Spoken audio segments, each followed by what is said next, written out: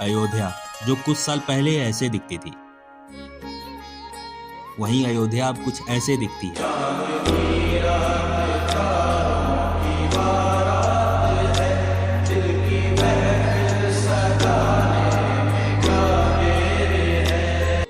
दिव्य अयोध्या, भव्य अयोध्या। नमस्कार, मैं गौतम आप सभी का स्वागत करता हूं अपने नए वीडियो में, जहां आज आप मेरे साथ घूमेंगे भगवान श्री राम की जन्मभूमि अयोध्या। आज बात होगी उसके इतिहास की, उसके ऐतिहासिक जगहों की, तो बने रहिएगा अंतिम क्षण तक। अयोध्या का इतिहास अत्यंत प्राचीन, गौरवपूर्ण और समृद्ध है। यह नगर कई सदियों से भारतीय संस्कृति और धर्म का महत्वपूर्ण केंद्र रहा है। पौराणिक कथाओं के अनुसार अयोध्या की स्थापना सूर्य के पुत्र मनु ने की थी। यह नगर कई शताब्दियों तक सूर्यवंशी राजाओं की राजधानी रहा है। अयोध्या भगवान राम का जन्म स्थान है, जो सूर्यवंश के 63वें राजा दशरथ के पुत्र थे। रामायण में इसे प्राचीन कुशल साम्राज्य की राजधानी बताया गया है। हिंदू धर्म में अयोध्या को 7 पवित्र तीर्थ स्थलों सप्तपुरी में प्रथम स्थान प्राप्त है। अयोध्या का अर्थ है जिसे युद्ध में नहीं जीता जा सके, लेकिन मध्यकाल में मुगल शासक बाबर का सूबेदार मीर बाकी ने 1528 ईस्वी में राम मंदिर को तोड़कर बाबरी मस्जिद का निर्माण करवाया था। लेकिन 2019 में सुप्रीम कोर्ट ने बाबरी मस्जिद जैसे कलंक को अयोध्या के माथे से मिटा दिया। चलिए दोस्तों, जय श्री राम के उद्घोष के साथ इस यात्रा की शुरुआत करते हैं। अगर आप भी अयोध्या आने के लिए ट्रिप प्लान कर रहे हैं तो इस वीडियो को जरूर देखिएगा। अयोध्या आने के लिए आप बस, ट्रेन और हवाई मार्ग से डायरेक्ट आ सकते हैं। यहाँ महर्षि वाल्मीकि इंटरनेशनल एयरपोर्ट मौजूद है, जो आपके यात्रा को और सुगम बनाने के लिए तैयार है। वहीं दूसरी ओर अयोध्या धाम जंक्शन भी किसी एयरपोर्ट से कम नहीं है, जहाँ सारे मूलभूत सुविधाएं उपलब्ध है। वहां से निकलने के बाद राम मंदिर के आसपास ऑटो या ई रिक्शा से जा सकते हैं, और राम मंदिर के पास में ही बहुत सारे होटल, डोरमेट्री, होम स्टे मिल जाएंगे, जिसकी प्राइस रेंज 100 रुपये से लेकर 2000 तक है। वहीं पर बहुत सारे धर्मशाला भी स्थित है, जहां आप पहले से बुकिंग कराकर जा सकते हैं। अगर आप होटल नहीं लेना चाहते हैं और सिर्फ 5-6 घंटे के लिए अयोध्या आ रहे हैं, तो इसके लिए भी आपको सुबह सुबह अयोध्या पहुंचना पड़ेगा, जिससे आप कम समय में भीड़ से बचते हुए अच्छे से दर्शन कर पाएंगे। सुबह में करीब 4 या 5 बजे आप राम की पेड़ी सरयू घाट पर जाकर सरयू नदी में स्नान कर आप हनुमानगढ़ी के लिए जा सकते हैं। ऐसा कहा जाता है कि जब भगवान राम लंका जीतकर अयोध्या आए थे, तो उनके साथ हनुमान जी भी थे। तो भगवान राम ने उनके रहने के लिए एक स्थान दिया। हनुमान जी ने यहाँ एक गुफा में निवास किया और कोतवाल के रूप में अयोध्या की निगरानी और रक्षा किया। इसीलिए इस स्थान को हनुमानगढ़ी या हनुमान कोट भी कहा गया। यह भी माना जाता है कि भगवान राम ने स्वयं कहा था कि अयोध्या में मेरे दर्शन से पहले भक्तों को हनुमान जी के दर्शन करने होंगे। इसीलिए आज भी रामलला के दर्शन से पहले हनुमानगढ़ी जाने की परंपरा है। इस मंदिर का निर्माण राजा विक्रमादित्य ने करवाया था। वर्तमान मंदिर का भव्य निर्माण अवध के नवाब ने करवाया था। हनुमानगढ़ी वास्तव में एक गुफा मंदिर है, जहां तक पहुंचने के लिए 76 सीढ़ियां चढ़नी पड़ती हैं। मंदिर परिसर में माता अंजनी के गोद में बैठे बाल हनुमान की मूर्ति स्थापित है। हनुमान जी की जो मुख्य प्रतिमा है वह केवल 6 इंच लंबी है, जो हमेशा फूल मालाओं से सुशोभित रहती है।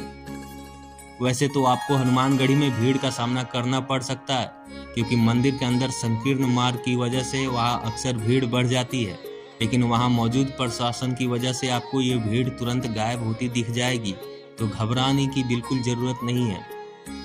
हनुमानगढ़ी से निकलने के बाद आप कुछ दूर चलने पर राम मंदिर के दर्शन कर सकते हैं। सुग्रीव टीला से आपको राम मंदिर के लिए प्रवेश मिलेगा, जहां से आपको पैदल चलकर मुख्य द्वार तक पहुंचना है।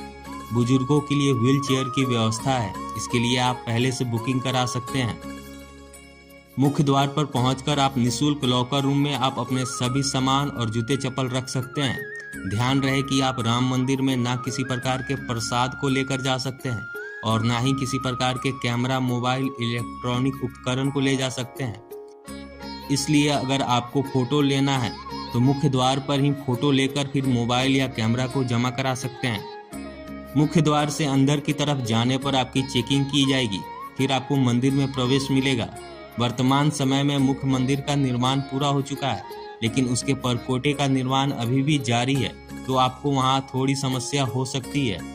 मुख्य मंदिर के गर्भगृह में भगवान श्री राम की बाल्यावस्था की मूर्ति विराजमान है, जिसको देखकर मन प्रसन्न हो जाता है और अपने आप आंखें नम हो जाती हैं। ऐसा लगता है इस मूर्ति में किसी ने जान डाल दी है।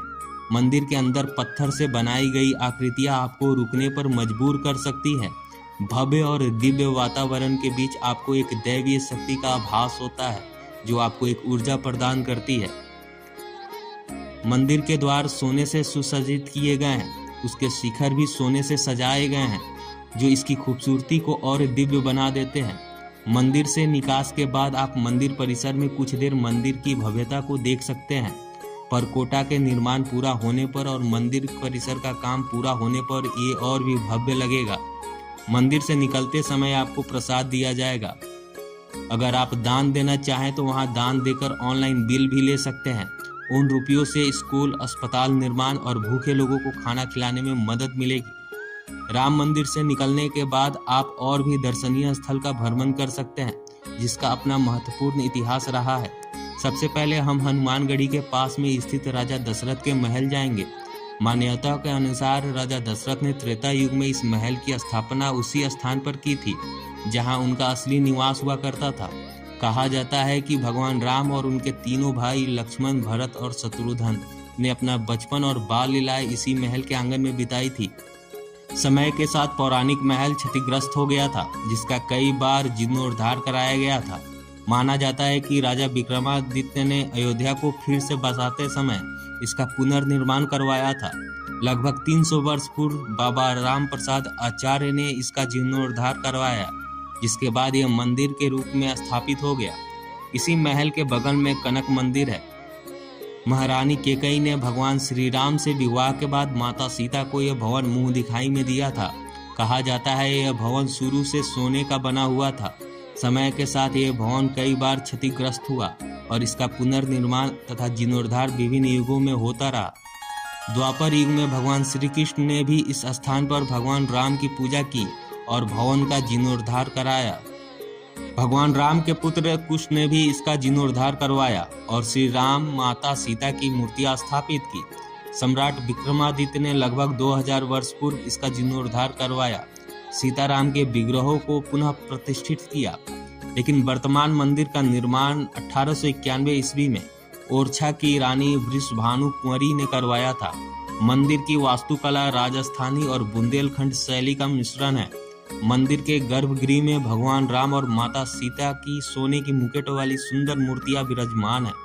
कनक भवन को सोने का घर भी कहा जाता है और यह आज भी अयोध्या के प्रमुख और सबसे सुंदर मंदिरों में से एक है। इसके बाद आप अयोध्या में और भी छोटे और बड़े मंदिरों में घूम सकते हैं। शाम के वक्त में आप सरयू तट पर जाकर संध्या आरती और लेजर शो का आनंद ले सकते हैं। घाट की खूबसूरती का आनंद उठा सकते हैं, जो सच में काफी दिव्य है। दोस्तों, बात करते हैं खाने की, तो आप वहां पर 80 रुपए से लेकर 200 तक का शुद्ध शाकाहारी भोजन का थाली का लुत्फ उठा सकते हैं। अगर आप अयोध्या जाने की सोच रहे हैं तो भीड़ वाले दिन जाने की कोशिश ना करें, क्योंकि उस वक्त यातायात के लिए साधन नहीं मिल पाते शहर के अंदर, जिससे आपको पैदल ही चलना पड़ सकता है और मंदिरों के दर्शन में भी काफी परेशानी का सामना करना पड़ सकता है। इसलिए भीड़ वाले दिन से बचें। कैसा लगा आपको मेरा वीडियो कमेंट में जरूर बताएं और अगले वीडियो के लिए हमें सब्सक्राइब और फॉलो जरूर करें। इंस्टाग्राम पर जाकर मुझे फॉलो भी कर सकते हैं। मिलते हैं अगले वीडियो में, तब तक आप सभी को जय श्री राम।